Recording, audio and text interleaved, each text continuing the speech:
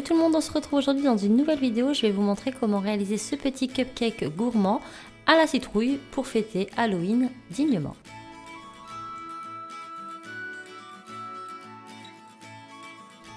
On commence avec la liste du matériel dont nous aurons besoin. On aura besoin de fimo blanc et de fimo ocre, de jaune tournesol, orange translucide et rouge cerise, ainsi que du caramel. On aura besoin de pastel sec et d'un pinceau, de lames, scalpel et rouleau, d'outils de modelage, de Dotting Tool, Boule Tool et d'une brosse à dents. On aura également besoin d'un moule à cupcake et de fimo liquide, ainsi qu'une tige à œil et du vernis fimo. Je commence avec le mélange de ces deux pâtes, donc jaune tournesol et rouge cerise, et on obtient ce joli orange. Donc ça sera la couleur principale de notre cupcake. Donc je vais déjà réaliser ma base. Donc je forme une boule que je viens mettre dans mon moule. J'appuie bien et ensuite à l'aide de ma lame je vais venir retirer l'excédent, donc faites très attention de ne pas couper votre moule, ça m'est déjà arrivé. Donc là on prend beaucoup de précautions, il nous faut quelque chose de vraiment très plat. Ensuite on rabat légèrement les bords, on aplatit bien et à l'aide d'un petit dotting tool on va venir marquer tous les stries de notre base à cupcake. Donc on réalise des petits points comme ça qu'on va venir étirer vers le centre. Donc ça va nous permettre de bien marquer nos bords et on aura donc un effet cassette une fois notre cupcake terminé. Donc je fais ça tout autour.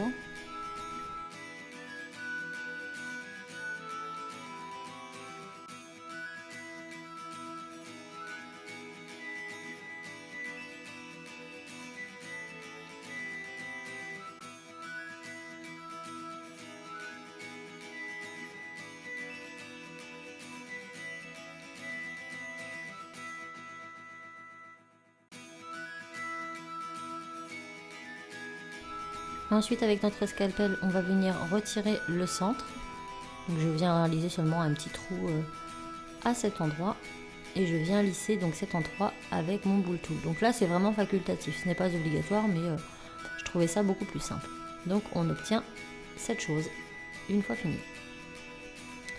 Maintenant on va réaliser la boule de gâteau. Donc je mélange du ocre et du blanc et j'obtiens une petite pâte à gâteau.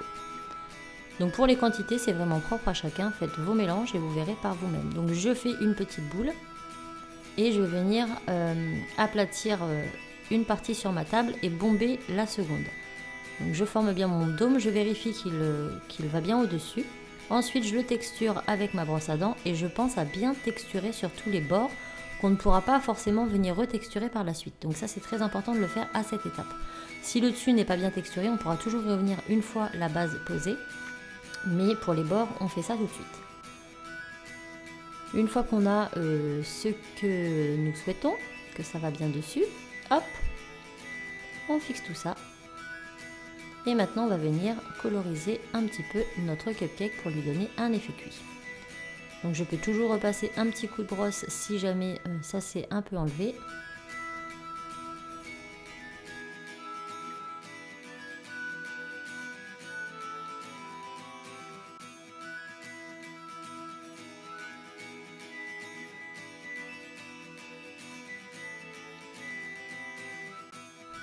Donc on passe maintenant à la couleur. Je commence avec du ocre. J'en mets un petit peu partout sur mon cupcake. Donc déjà on voit qu'il prend un petit peu plus de couleur. Une fois que c'est fait, je vais venir prendre une couleur un peu plus foncée pour venir faire principalement la base, puisque c'est ce qu'on verra le plus.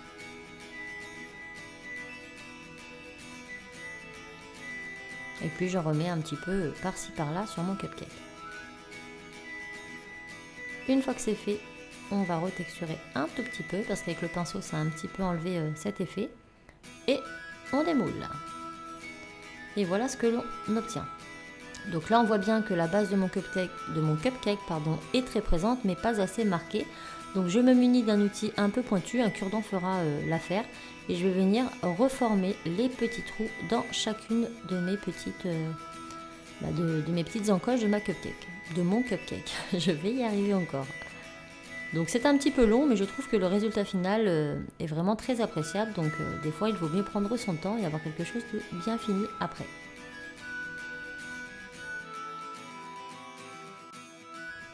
Et voilà, une fois terminé, on a vraiment cet effet caissette. Maintenant, je vais venir prendre mon clou et je vais venir le planter au centre. Donc je ne vais pas jusqu'au bout, c'est juste que le trou sera fait avant la cuisson. Et je mets ça en pré-cuisson au four. Donc je les mets 5 minutes à 120 degrés, pas plus puisque c'est juste une pré-cuisson. Maintenant, on va passer à notre petite crotte de chantilly. Donc là, je mélange du orange translucide avec une pointe de blanc et j'obtiens cette couleur. Donc c'est ce qui va nous permettre de faire notre petite boule de... Alors moi je trouve plus que ça ressemble à une meringue qu'à une chantilly. Je n'avais plus de douille à chantilly, donc j'ai décidé de la sculpter moi-même. Et le résultat est plutôt pas mal. Donc je vais venir faire un petit dôme comme ça, comme un petit chapeau. Et je vais venir tout simplement, à l'aide de mes outils d'outing tool, réaliser les petits stries de ma meringue. Donc je commence par le gros, puis je vais venir finir avec le plus petit, tout en marquant les traits. Donc là c'est très difficile de vous expliquer comment je fais, donc je vous laisse tout simplement regarder, les images parlent d'elles-mêmes.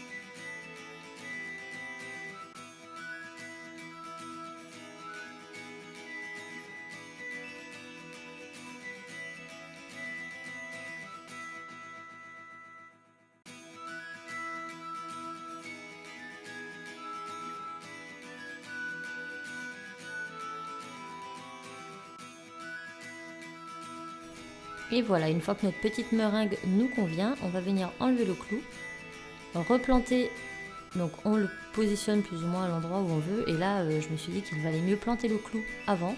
Vous allez comprendre pourquoi. Parce que comme ma base en dessous, elle est molle, ça serait quand même dommage de ne pas assembler les deux parties comme il faut. Donc je mets un peu de fimo liquide, je transperce ma petite meringue, hop, et maintenant je vais remettre ça dans le trou.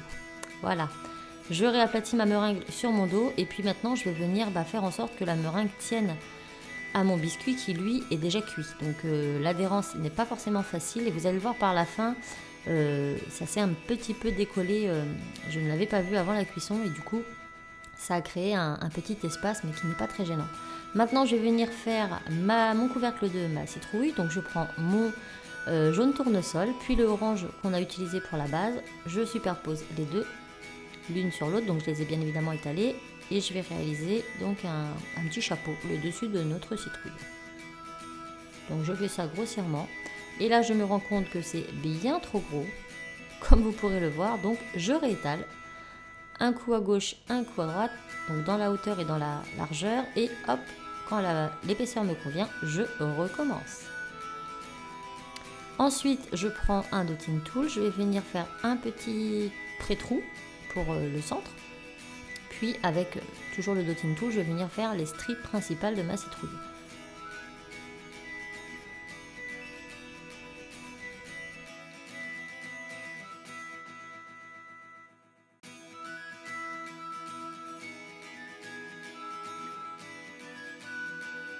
Maintenant avec un outil pointu je fais plein de petits stries partout. Donc là pareil vous pouvez prendre un cure-dent, ça fera l'affaire. Et voilà, on le décolle et on va venir placer ce petit chapeau sur un boule tool. Si vous n'avez pas de boule tool, vous pouvez prendre une bille, c'est exactement la même chose. Donc là c'est pour lui donner ce petit effet dôme du dessus de la citrouille. Donc maintenant qu'il est dessus, je vais venir retravailler mes stries donc sur ma boule et du coup ma pâte va garder cette petite forme. Je vais venir faire la petite queue de ma citrouille avec un petit peu de couleur caramel. Donc je fais juste une petite boule, un petit colombin, hop, je viens le mettre au niveau du trou que j'avais réalisé. Et maintenant, avec le dotting tool, on va venir écraser les bords pour fondre la queue à la tête.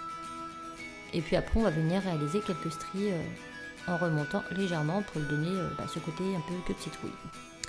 Une fois que c'est fait, je vais venir prendre de la pastel sec brun foncé que je vais venir étaler vraiment très légèrement sur ma citrouille, parce qu'une citrouille c'est jamais vraiment orange, hein, c'est toujours un petit peu terreux. Donc hop, je mets un petit peu de pastel ici et là, et j'en mets aussi un peu sur ma queue pour la foncir un petit peu. Donc là ça va donner un peu plus de réalisme, un peu plus de profondeur à ma tête de citrouille. Une fois que cette tête elle est faite, on la retire tout simplement. Donc délicatement pour essayer de lui garder cette forme ronde. Et on vient la poser avec un petit peu de fimo liquide sur le dessus de mon cupcake. Donc je mets directement de la fimo dans ma base, dans mon petit chapeau, et je pose mon chapeau. Et on n'a plus qu'à cuire tout ça. Une fois la cuisson terminée, on vernit avec le vernis fimo. Et voilà ce que ça nous donne. Donc moi j'ai décidé de rajouter un petit mousqueton et une petite perle de cette façon. Donc là vous voyez, je vous montre le petit écart qu'il y a eu lors du petit décollement que je n'avais pas vu. Mais bon, en soi c'est pas très grave, ça tient très bien. Et donc j'ai rajouté une petite perle et un petit mousqueton, ce qui pourra vous permettre de fixer ce cupcake aussi bien sur une chaîne de collier, sur un porte-clés ou bien même sur un marque-page. Donc je trouvais ça sympa de mettre un petit mousqueton, comme ça le cupcake il sert à tout. Donc j'espère que ce tuto vous aura plu, je vous fais plein de bisous et je vous dis à très vite dans un autre tuto. Bye!